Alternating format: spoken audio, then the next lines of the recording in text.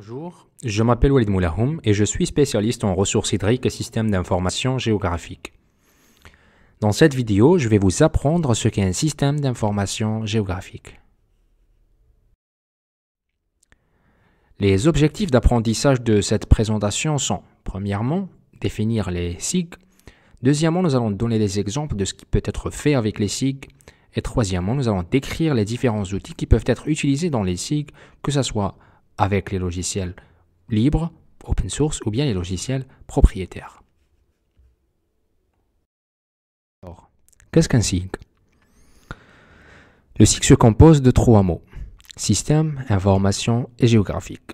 Il est géographique car il traite des données référencées spatialement. L'acquisition des données, le traitement, la manipulation et l'analyse se font dans un espace géographique avec des coordonnées. C'est aussi un système d'information. Il traite des logiciels, du matériel, des bases de données où nous pouvons intégrer, stocker, éditer, analyser, partager et afficher des données spatiales. Il est livré avec des applications. Nous avons besoin d'applications pour créer des requêtes interactives, pour analyser les informations spatiales, modifier des données dans les cartes et présenter les résultats. Les données spatiales sont donc au centre d'un SIG. C'est là où se trouvent les emplacements. Mais seulement avec les emplacements, nous ne pouvons pas l'utiliser. Nous avons également besoin de données attributaires. Les attributs connectés aux données spatiales contiennent ces informations. Il y a aussi les métadonnées. Nous avons besoin de connaître les unités, la projection et d'autres informations que nous devons connaître avant de pouvoir vraiment utiliser les données. Il y a toutes sortes de choses autour des données spatiales. Il y a un traitement d'images raster, il y a la gestion de bases de données, il y a l'analyse géospatiale, il y a aussi l'analyse géostatistique, la représentation cartographique et la numérisation. Ils interagissent tous avec les données géospatiales pour leur création ou en tant que sortie. Nous pouvons donc par exemple avoir des données à partir des capteurs qui fournissent des images raster que nous pouvons utiliser dans les SIG. Nous pouvons aussi avoir des données de feuilles de calcul, de tables ou de fichiers séparés par des virgules que nous pouvons utiliser ou convertir en données spatiales. Nous pouvons faire des statistiques ou même dériver des rapports statistiques à partir de données.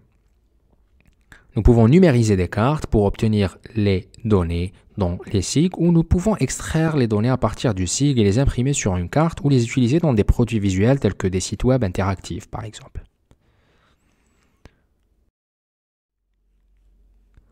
L'avantage des SIG est qu'il est possible d'associer les données spatiales des informations des attributs. Donc ici, comme vous le voyez, en cliquant sur un lac sur la carte, le nom du lac est mis en évidence dans les tables d'attributaires. Et cela nous donne l'information sur le lac. Inversement, si nous cliquons sur le lac dans la liste de la table d'attributs, la géométrie du lac sera également mise en évidence sur la carte. Nous voyons ici un autre exemple de ce que nous pouvons faire avec le SIG. Il s'agit d'une carte isochrone où nous voyons le temps de trajet du centre de Berlin à sa périphérie. La durée totale du trajet est de 30 minutes. Mais nous divisons cette durée en zones d'intervalle de 5 minutes.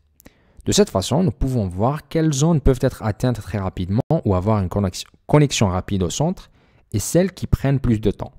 Cela dépend des conditions de la route, bien sûr.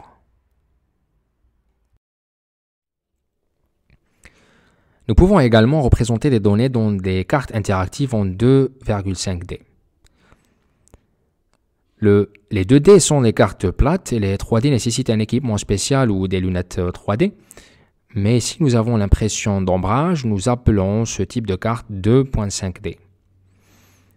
Ici, on voit le bassin versant de la Vézre en Belgique. C'est une image satellite de Google drapée sur le modèle d'élévation numérique SRTM. En plus, nous voyons en bleu l'hydrographie issue d'OpenStreetMap.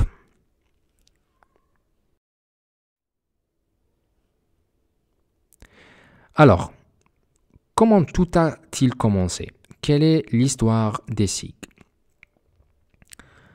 Pour les SIG, l'utilisation des ordinateurs est nécessaire. Avant les années 60 était donc considéré comme l'âge sombre des SIG, où les cartes étaient faites de manière traditionnelle sur papier et c'était un métier à part. De nos jours, bien sûr, c'est aussi un métier, mais nous dépendons beaucoup de la technologie informatique. La technologie de l'information a commencé dans les années 1960, jusqu'en 1975, lorsque le premier pionnier a commencé à faire des choses que nous considérons maintenant SIG. L'un des pionniers était Roger Tomlinson. À cette époque, il était déjà possible d'imprimer des graphiques à l'aide d'imprimantes linéaires et de stocker les données à l'aide de gros ordinateurs centraux, ainsi que d'enregistrer des données en temps contrait au système.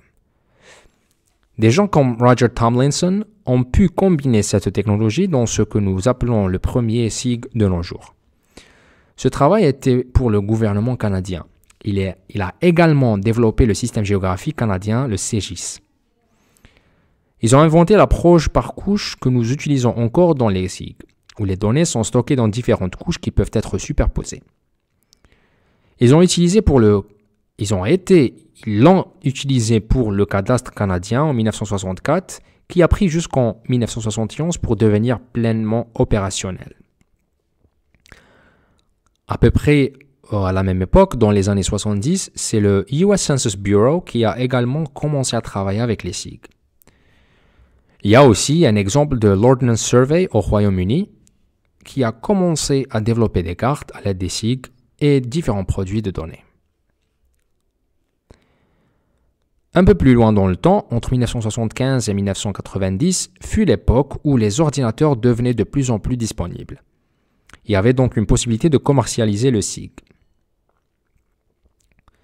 Les premières entreprises ont commencé à développer des logiciels pour les SIG au cours des années 70. C'est l'heure à laquelle Esri a démarré. En 1982, ArcInfo a été acquis et s'est développé pour devenir aujourd'hui le produit ArcMap. Plus tard encore, entre 1990 et 2010, beaucoup plus de personnes ont commencé à utiliser les ordinateurs. Le SIG est devenu dans les universités et dans les gouvernements un outil qui est utilisé à côté de votre programme de traitement de texte ou de tableur. De plus en plus de personnes sont capables de créer des cartes. En effet, les ordinateurs sont devenus moins chers, plus rapides et plus puissants et plus de logiciels sont disponibles. La littératie numérique augmente également. Ce qui est également important, c'est que à cette époque, de nombreuses nouvelles données sont devenues disponibles comme des données d'images satellites. La question qui se pose maintenant, c'est que comment cela se passe-t-il maintenant? Aujourd'hui, nous ne dépendions pas que des entreprises commerciales. Nous avons également beaucoup plus de choix et de logiciels et de nombreux outils sont open source. Nous pouvons donc dire qu'aujourd'hui, le SIG est une industrie de plusieurs milliards de dollars où l'outil est très utile pour tout type de planification spatiale, de prise de décision et d'évaluation environnementale que nous devons faire face à tous les défis auxquels nous sommes confrontés. Alors, comment utiliser le SIG dans le secteur d'eau par exemple? Le SIG est un outil important dans la gestion intégrée des ressources hydriques. Traditionnellement, les différents services produisent leurs propres données.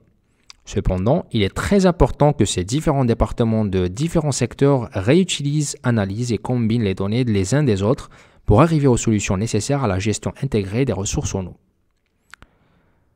Pour les interventions en cas de catastrophe également, des données spatiales sont très importantes.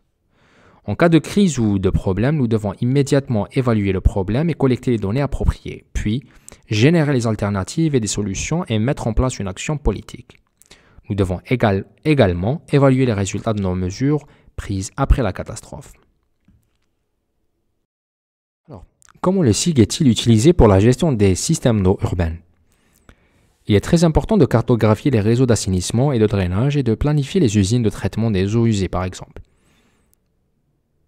Il est également très important de prendre en compte l'occupation des sols et des changements d'occupation des sols et de faire le lien avec l'infrastructure. Ici, sur cette carte, nous observons le réseau d'approvisionnement en eau d'Adjumani en Ouganda. Ces types de cartes sont très importants pour les services publics. Nous utilisons également le SIG dans la modélisation hydrologique. Tout d'abord, le SIG peut être utilisé comme un outil séparé où nous préparons les données pour les modèles et après la modélisation, nous post-traitons les données pour extraire nos visualisations. En utilisant le SIG, nous pouvons visualiser à la fois dans l'espace et dans le temps. Et aussi, souvent, vous trouvez également les outils intégrés ou des extensions qui s'occupent de l'ensemble de la modélisation, du pré- et du post-traitement et de la visualisation. Alors, c'est quoi ce pré-traitement que nous devons faire? Souvent, nous devons importer ou convertir les données au format utilisé par les SIG. Si nous obtenons des données de capteurs ou de mesures de terrain, nous devons les lire d'une certaine manière pour que les SIG puissent les utiliser. Souvent, les données ne sont pas dans la bonne projection. Nous devons donc définir ou modifier ou même reprojeter ces données. De plus, les données utilisées pour l'analyse peuvent être trop volumineuses et pour cela, nous devons donc les subdiviser. Cela signifie les découper dans une zone plus petite. Ou nous devons les rééchantillonner s'il s'agit d'un raster. Cela signifie que nous modifions la résolution de la couche. Les données doivent souvent être reconditionnées et corrigées. Ensuite, elles peuvent être géotraitées. Nous pouvons faire toutes sortes d'analyses en utilisant les fonctionnalités de traitement et de géotraitement. Nous pouvons interpoler les données, ceci est très important si vous avez des données pour des stations météorologiques par exemple. Après tout cela, nous pouvons exporter les données au format utilisé par les outils. Le SIG est utilisé pour le pré-traitement et la sortie du pré-traitement fera l'objet d'entrer dans un autre outil comme un modèle hydrologique. Le SIG peut également être utilisé pour délimiter les limites ou bien les frontières.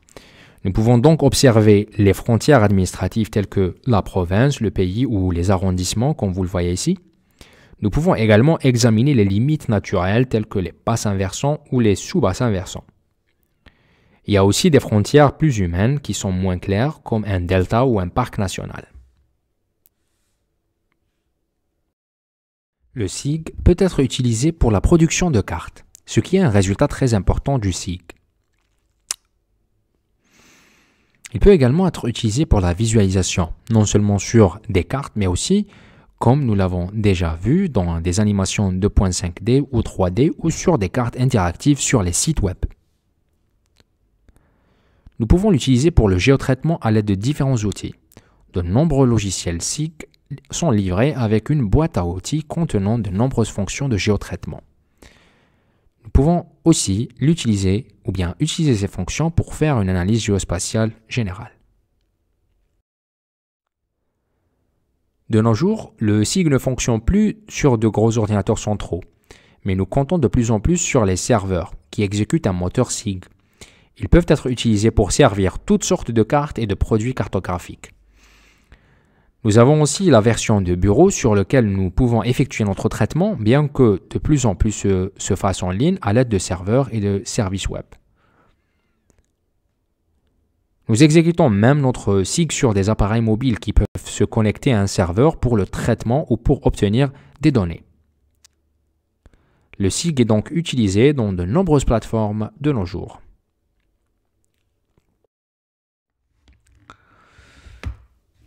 Dans ce cours, nous nous concentrerons seulement sur les applications de bureau SIG, où nous utilisons une application avec une interface graphique. Ces applications se composent de menus dans lesquels nous pouvons faire différents choix, tels que le chargement des couches, ou l'analyse vecteur ou raster, ainsi que l'ouverture de la boîte à outils de traitement. Ensuite, il y a la barre d'outils avec de nombreuses icônes qui sont des raccourcis vers les différents outils. Il y a le panneau de couches où nous pouvons voir toutes les couches de la carte. Toutes ces couches sont dans un certain ordre qui détermine la visualisation dans le canevas de la carte. Le canevas de la carte est l'endroit où les données des couches sont visualisées et qui construit notre système SIG. Les applications de bureau possèdent typiquement deux vues. Il y a le canevas de la carte où nous visualisons le résultat de l'analyse et il y a une vue de mise en page d'impression où nous pouvons concevoir notre carte pour l'impression ou pour concevoir un document numérique. Là, comme vous le voyez, nous voyons l'équivalent d'un papier où nous pouvons ajouter différents éléments de carte tels que la flèche du nord, la légende, la barre d'échelle, le titre, etc.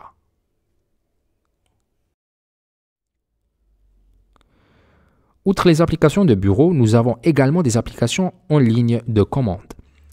C'est très utile pour tester et personnaliser les opérations SIG et c'est essentiel si vous voulez faire du traitement par l'eau ou créer des modèles dynamiques spatiaux, par exemple. Aujourd'hui, il existe de nombreux outils. Il existe des outils open source et propriétaires. Ils sont différents dans leur manière de travail. Les logiciels open source bénéficient donc d'un support communautaire. Donc c'est la communauté qui assure ce support. Ce qui signifie qu'il n'y a pas seulement une entreprise que vous appelez pour obtenir de l'aide.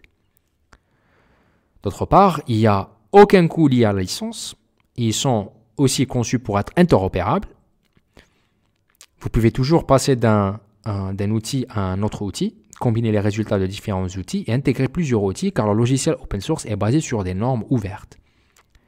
Ces normes déterminent la manière dont les différents modules des logiciels communiquent entre eux, comme la communication d'un serveur par exemple avec un capteur sur le terrain. Le code étant ouvert, il peut être examiné par les pairs. Cela signifie que quiconque sait lire les langages de programmation peut vérifier si le code de certains algorithmes de traitement fait exactement ce qu'un programme a l'intention de faire. On voit aussi avec l'open source que de nouveaux développements sont rapidement mis en œuvre, car c'est la communauté qui développe le logiciel. S'il y a un besoin dans une communauté, il sera mis en œuvre. Cela ne veut pas dire que tous ces gens travaillant là-dessus font le travail volontairement.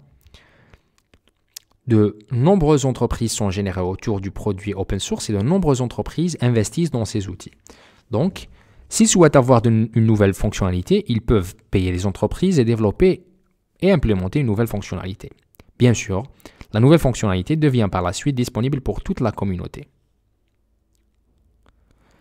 D'un autre côté, il y a le modèle commercial propriétaire où tout le soutien commercial est assuré par un seul fournisseur. Il y a un coût associé à la licence. Il y a aussi un risque élevé de verrouillage du fournisseur, ce qui signifie que vous devez toujours acheter les produits du même fournisseur pour assurer un mode de fonctionnement fluide. Ils ne fonctionnent généralement pas avec des normes et suivent leurs propres normes. Cela vous enferme avec une seule entreprise, malheureusement. Ils utilisent un format protégé.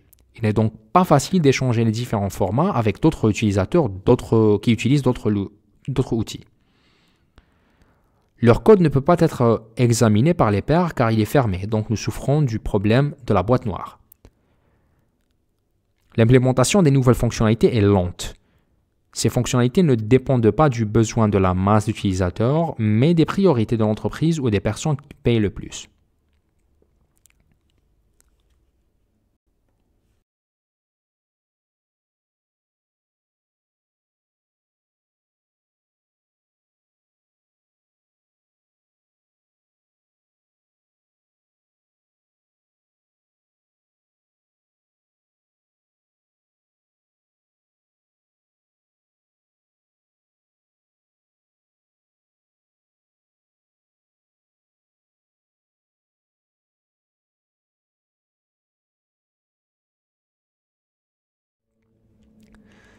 Le logiciel open source le plus populaire, je dirais, est le QGIS.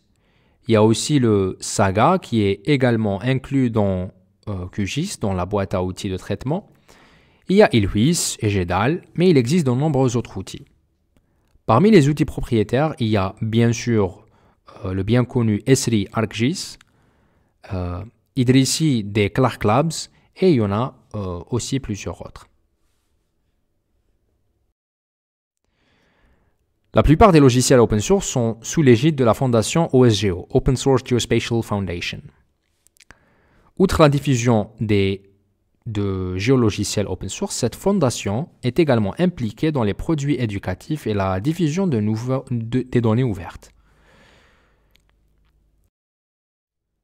Sur leur site web, vous pouvez consulter les différents projets open source. Vous trouverez des nouvelles de la communauté et de la fondation. Par exemple, lorsque des conférences FOSS4G sont organisées, donc FOSS qui veut dire Free Open Source Software, ou bien en anglais, ou bien en français, les logiciels libres et open source, et 4G, 4G voulant dire pour la géographie. Chaque année, il y a une grande conférence internationale, mais les chapitres... Si vous souhaitez essayer un logiciel SIG de géographie open source, alors pour Windows, vous avez le choix de choisir OSGeo4W. C'est un programme d'installation où vous pouvez choisir de nombreux packages différents. S'ils sont installés, vous souhaitez essayer ces nombreux logiciels SIG open source, vous pouvez également essayer l'OSGeo Live. L'OSGeo Live peut fonctionner comme une machine virtuelle sur votre ordinateur. Vous n'avez donc pas à installer tous les logiciels, mais vous exécutez simplement la machine virtuelle que vous pouvez télécharger gratuitement sur Internet. Vous pouvez essayer QGIS ou GeoNode ou les deux SIG par exemple, puis vous pouvez décider si c'est quelque chose dont vous avez besoin. Le logiciel de bureau SIG open source le plus important est QGIS. QGIS a été inventé par Gary Sherman en 2002 et à l'époque, il s'appelait QuantumGIS. En 2007, il est devenu un projet d'incubateur de la fondation OSGeo. Après cela, de nombreux développements se sont produits. En 2009, la version 1.0 est sortie. En 2013, la version 2.0 est sortie et à l'heure de cet enregistrement, nous avons atteint la version 3.0. La dernière version est la 3.10 au moment de cet enregistrement. Il existe également des versions à long terme introduites depuis la version 2.8. Ces versions à long terme sont très importantes car elles sont maintenues jusqu'à ce que la nouvelle version LTR soit disponible. La version LTR actuelle est la version 3.10. Cela signifie qu'à plus long terme, cette version sera mise à jour ou maintenue. Pour une utilisation opérationnelle, nous vous conseillons d'utiliser les versions LTR, donc long terme, et non les versions les plus récentes qui sont toujours bonnes à essayer, mais les versions LTR sont plus stables et crachent moins.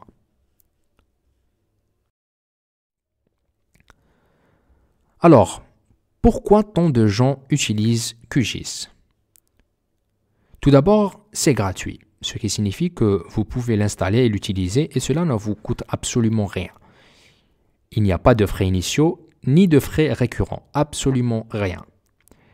Il est aussi libre, ce qui signifie que si vous avez besoin de quelque chose à faire pour QGIS, vous pouvez le faire vous-même au lieu d'espérer et d'attendre la prochaine version. Vous pouvez sponsoriser le développement ou si vous êtes développeur vous-même, vous pouvez le modifier et programmer des extensions. C'est aussi la raison pour laquelle ce logiciel se développe constamment, car de nombreuses personnes dans le monde contribuent à son amélioration et cela ne va pas s'arrêter. Il a une masse critique élevée derrière son développement et de nombreuses personnes développent de nouveaux outils.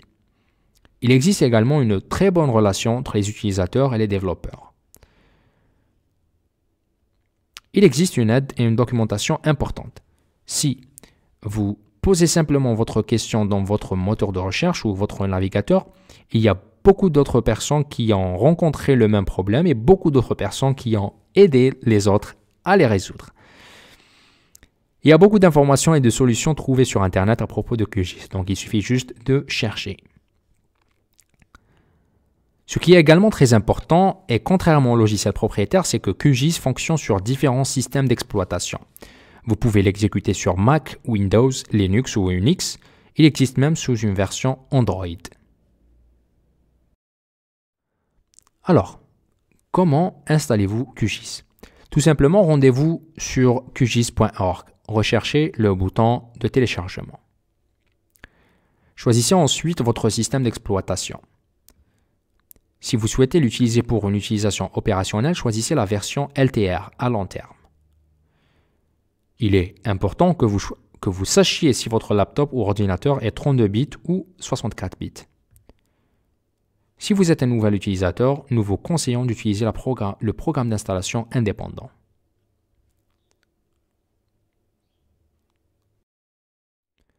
Si vous êtes un nouvel utilisateur, nous vous conseillons d'utiliser le programme d'installation indépendant. Le programme d'installation Windows indépendant installe QGIS complètement avec grâce le Python et toutes les bibliothèques dont vous avez besoin.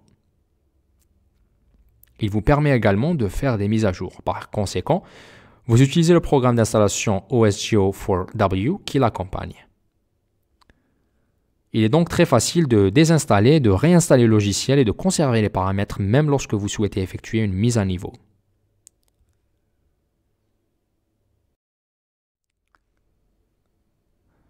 Le programme d'installation du réseau OSGeo4W recherche toujours le logiciel le plus récent sur Internet. Il est livré avec un assistant simple pour Windows et vous n'avez pas à vous soucier des dépendances. Il rend la mise à jour des applications très facile.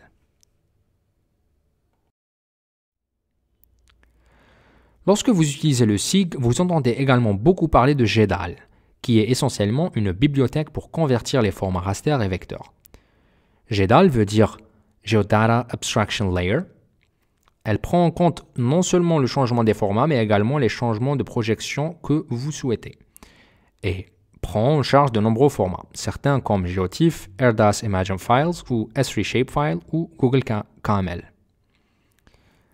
La bibliothèque est incluse dans différents langages de programmation. Vous pouvez utiliser la bibliothèque sur Python par exemple pour importer différents types de fichiers et utiliser le fichier dans vos scripts.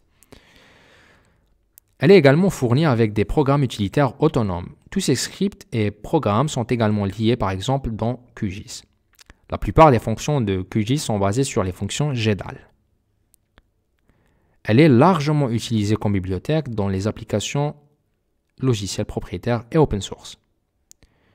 Nous utilisons le terme GEDAL principalement pour le raster et OGR lorsqu'on utilise les vecteurs. Dans le SIG, nous utilisons également de nos jours le langage de programmation Python.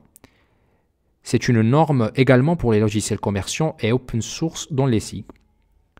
C'est le cas car Python est livré avec de nombreuses bibliothèques d'analyse géospatiale qui peuvent être utilisées pour manipuler des données raster ou vecteurs ou pour effectuer des analyses de séries chronologiques. Nous pouvons même créer des modèles spatio-temporaires avec Python.